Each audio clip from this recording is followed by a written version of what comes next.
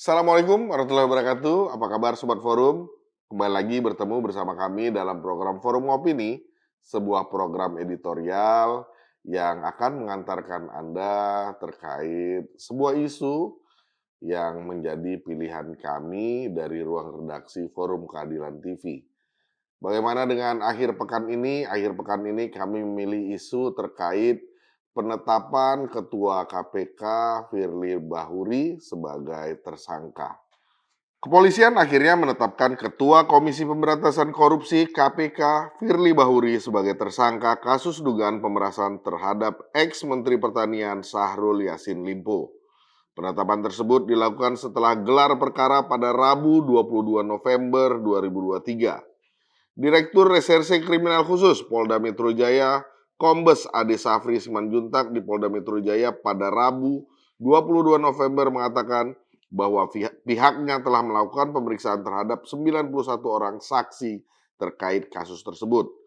Penyidik juga telah menggeledah dua tempat yang berlokasi di Jalan Kertanegara nomor 46, Jakarta Selatan dan di Rumah Villa Galaksi Bekasi Selatan, Kota Bekasi. Ade menyebut sejumlah barang bukti berhasil diamankan, diantaranya dokumen penukaran falas senilai 7,4 miliar rupiah. Polisi juga turut menyita pakaian, sepatu hingga pin yang digunakan oleh SYL saat bertemu dengan Firly di Gor Tangki pada 2 Maret 2022. Dan LHKPN atas nama Firly pada periode waktu mulai tahun 2019 sampai tahun 2022. Terkait kasus ini, Firly disangkakan dengan pasal 12E atau pasal 12B atau pasal 11 Undang-Undang Nomor 31 Tahun 1999 tentang pemberantasan tindak pidana korupsi atau Tipikor sebagaimana diubah dan ditambah dengan Undang-Undang Nomor 20 Tahun 2001 tentang perubahan atas Undang-Undang Nomor 31 Tahun 1999 Tipikor Junto pasal 65 KUHP. Wakil Ketua KPK Johanis Tanak pada Kamis 23 November 2023 pun menjelaskan bahwa setiap orang harus menghormati proses hukum yang ada. Tanak mengatakan bahwa setiap warga negara wajib patuh terhadap hukum, sementara setiap orang juga diharapkan menghormati proses hukum yang berlaku. Menurut Tanak, setiap orang dianggap tidak bersalah sepanjang belum ada putusan pengadilan yang memiliki kekuatan hukum tetap. Selain itu, respon yang sama juga diberikan oleh Presiden Joko Widodo pada Kamis 23 November. Jokowi meminta untuk menghormati semua proses hukum yang berjalan. Seperti yang sudah disebutkan, Firly dikenakan pasal 12E atau pasal 12B atau pasal 11 Undang-Undang Nomor 31 Tahun 1999 tentang pemberantasan Tipikor sebagaimana diubah dan ditambah dengan Undang-Undang Nomor 20 Tahun 2001 tentang perubahan atas Undang-Undang Nomor 31 Tahun 1999 tentang Tipikor Junto pasal 65 KUHP. Dalam pasal tersebut diatur tentang ancaman hukuman maksimal berupa pidana penjara seumur hidup dengan bunyi pasal 12B Undang-Undang Tipikor yaitu 1. Setiap gratifikasi kepada pegawai negeri atau penyelenggara negara dianggap pemberian suap apabila berhubungan dengan jabatannya dan yang berlawanan dengan kewajiban atau tugasnya dengan ketentuan sebagai berikut. A. Yang nilainya 10 juta rupiah atau lebih, pembuktian bahwa gratifikasi tersebut bukan merupakan suap dilakukan oleh penerima gratifikasi. B.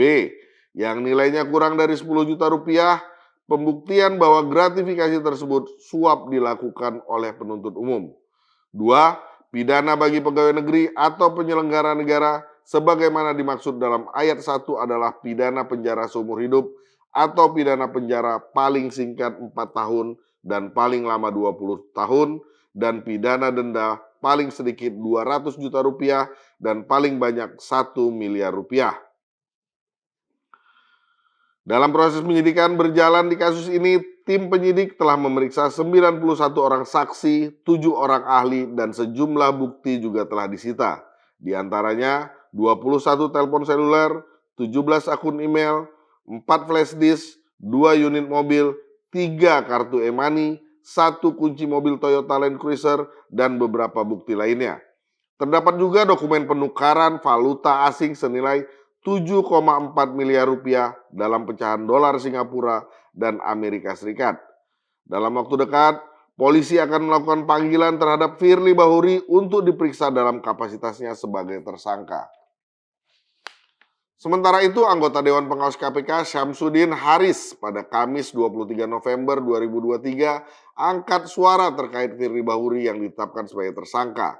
Syamsuddin mengungkapkan bahwa pemberhentian Firly sebagai Ketua KPK ditetapkan melalui keputusan Presiden.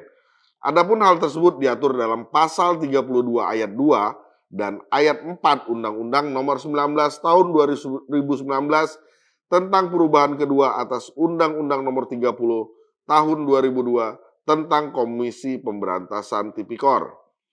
Menurut Syamsuddin, keputusan apakah Dewas akan merekomendasikan Firly untuk mundur atau tidak setelah putusan etik. Syamsuddin memastikan bahwa proses sidang dugaan pelanggaran etik terhadap Firly akan tetap berlanjut. Usai pentersangkaan Firly ini, KPK memastikan bahwa pihaknya akan tetap solid dalam menuntaskan kasus korupsi sesuai dengan yang dimandatkan oleh Undang-Undang KPK. Hal tersebut diungkapkan oleh Wakil Ketua KPK, Alexander Marwata, pada Kamis 23 November. Alexander menegaskan KPK akan menuntaskan perkara-perkara tindak korupsi baik di tingkat penyelidikan, penyidikan maupun pengembangan hasil persidangan. Tak hanya itu, Alexander juga memastikan KPK tetap melaksanakan program pencegahan korupsi termasuk pengawalan pada penyelenggaraan pemilu. Ia juga mengatakan bahwa pihaknya menghormati proses hukum yang ada di Polda Metro Jaya yang telah menetapkan ketuanya sebagai tersangka. Selain itu, Alexander mengatakan bahwa pihaknya tidak malu kepada publik meskipun ketuanya ditetapkan sebagai tersangka. Sebab, kata Alex, KPK berpegang teguh pada asas praduga tak bersalah dan menyebut penetapan tersangka baru di tahap awal saja. Alex mengatakan saat ini KPK tidak perlu meminta maaf pada masyarakat karena menurutnya Firly belum terbukti bersalah. Tak lupa ia meminta kepada pimpinan KPK lainnya untuk tetap solid dalam melaksanakan tugas memberantas korupsi dan bersinergi dengan lembaga terkait. Alex menilai sebagai bagian dari tubuh KPK, Firly tentu akan mendapatkan pendampingan hukum. Oleh karena itu, KPK akan mengikuti sistem hukum yang berjalan di Polda Metro Jaya. Terkait hubungan antara KPK dan kepolisian, Alex mengaku koordinasi masih berjalan. Oleh karena itu, pihak KPK memantapkan komitmen untuk tidak terpengaruh oleh kegiatan tersebut sebagai bentuk klarifikasi opini di masyarakat. Di samping itu, usai ditetapkan sebagai tersangka, Firly melalui kuasa hukumnya, Ian Iskandar, pada Kamis 23 November mengaku keberatan dengan penetapan tersangka tersebut. Ian mengatakan, penetapan status tersangka terhadap Firly terkesan dipaksakan dan alat bukti yang disita oleh penyidik dalam kasus tersebut tidak pernah diperlihatkan. Ian juga mengatakan, ia sudah berkomunikasi dengan Firly sejak penetapan status tersangka pada Rabu malam. Hasilnya, Firly akan melakukan perlawanan terkait status tersangka tersebut. Sementara itu, Syahrul Yassin Limpo yang diminta memberikan respon terhadap pentersangkaan Firly Bahuri pun enggan memberikan komentar dan hanya menunjukkan kedua tangannya yang diborgol kepada awak media. Kemudian, mantan Kasatgas Penyidikan KPK Novel Baswedan juga memberikan responnya terkait hal ini. Novel mengatakan bahwa tindakan yang dilakukan Firly Bahuri terhadap Syahrul Yassin Limpo adalah tindakan korupsi level tertinggi. Novel menyebut jika seseorang paham hukum, ia percaya bahwa pelaku kejahatan korupsi di tingkat pemerasan seringkali terlibat dalam tindakan korupsi lainnya seperti gratifikasi, suap, dan sebagainya.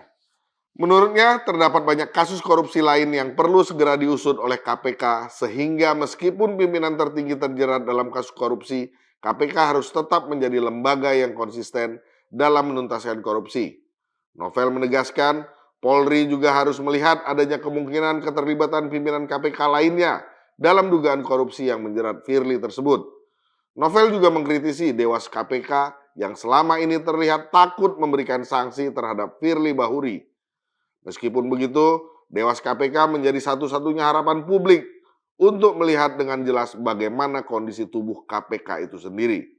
Novel berharap Dewas KPK dapat mengambil peran untuk meminta para insan di KPK agar mau memberikan laporan ataupun informasi atas adanya praktik dugaan tindakan korupsi. Respon lain diberikan oleh ex-ketua KPK Abraham Samad. Ia meminta kepolisian untuk langsung membuat surat penangkapan ketua KPK Firly Bahuri. Hal itu dilakukan guna mencegah Firly melarikan diri ataupun memiliki upaya menghilangkan bukti. Abraham memandang Firly sudah 3 kali mangkir dalam proses penyidikan yang dilakukan oleh Polda Metro Jaya. Dengan demikian, berdasarkan bukti yang cukup, Firly sudah sepantasnya segera ditangkap. Abraham menuturkan, ditetapkannya Firly sebagai tersangka menjadi titik terang bagi pihak berwajib untuk membersihkan KPK dari penjahat yang bercokol di dalam sebuah lembaga. Menurutnya, Firly tidak mungkin bergerak sendiri dalam kasus yang menjeratnya. Abraham juga menganggap bahwa ada komisioner KPK yang ikut andil dalam kasus dugaan pemerasan terhadap SCL maupun kasus-kasus lain. Abraham meminta Dewas KPK untuk lebih tegas memberikan efek jera terhadap pelaku pelanggar kode etik KPK. Abraham khawatir jika Dewas KPK tidak memberikan efek tegas terhadap pelanggar-pelanggar etik, nantinya kasus serupa akan terulang kembali. Kasus yang menjerat Firly Bahuri begitu menyita banyak perhatian masyarakat. Bagaimana tidak? Pertama kali dalam sejarah, ketua KPK menjadi tersangka pemerasan dan juga diduga melakukan gratifikasi maupun menerima suap. Ini membuat publik bertanya-tanya, apakah hanya Firly yang melakukan kejahatan seperti ini? Apakah tidak ada pimpinan KPK lain yang mengetahui langkah Firly ini? Kepercayaan publik terhadap lembaga yang seharusnya terdepan dalam menjunjung tinggi hukum di Indonesia dan menindak para pelaku korupsi malah menyimpan bangkai di rumahnya sendiri. Firly seperti menggerogoti KPK dari dalam, karena hal ini bisa saja menghancurkan lembaga anti rasuah tersebut. Saat ini, tugas KPK hanya perlu meminta maaf dan mengembalikan kepercayaan publik. Pandangan publik sudah begitu dihancurkan dengan kasus-kasus yang terjadi justru di dalam lembaga yang begitu terhormat seperti KPK dan oleh orang-orang di dalamnya. Namun, sepertinya para pimpinan KPK enggan meminta maaf dan tidak merasa malu akan apa yang diperbuat oleh ketuanya. Sikap KPK seolah angkuh dan justru melindungi Firly dari dalam. Sikap seperti itukah yang seharusnya dilakukan oleh KPK? Pasca penetapan Firly Bahuri, Ketua KPK sebagai tersangka, tentu saja ini akan menimbulkan rentetan-rentetan berikutnya. Firly Bahuri akan melakukan perlawanan atas pentersangkaan terhadap dirinya. Begitu juga, akankah pemeriksaan berlanjut terhadap para pimpinan KPK lainnya? Tentu saja ini akan menjadi perhatian publik karena ini bagian dari sejarah dalam perjalanan hukum di Indonesia. Saksikan terus Forum Opini yang akan hadir menemani Anda dalam setiap akhir pekan, tentu saja di channel YouTube Forum Keadilan TV. Terima kasih. Assalamualaikum warahmatullahi wabarakatuh.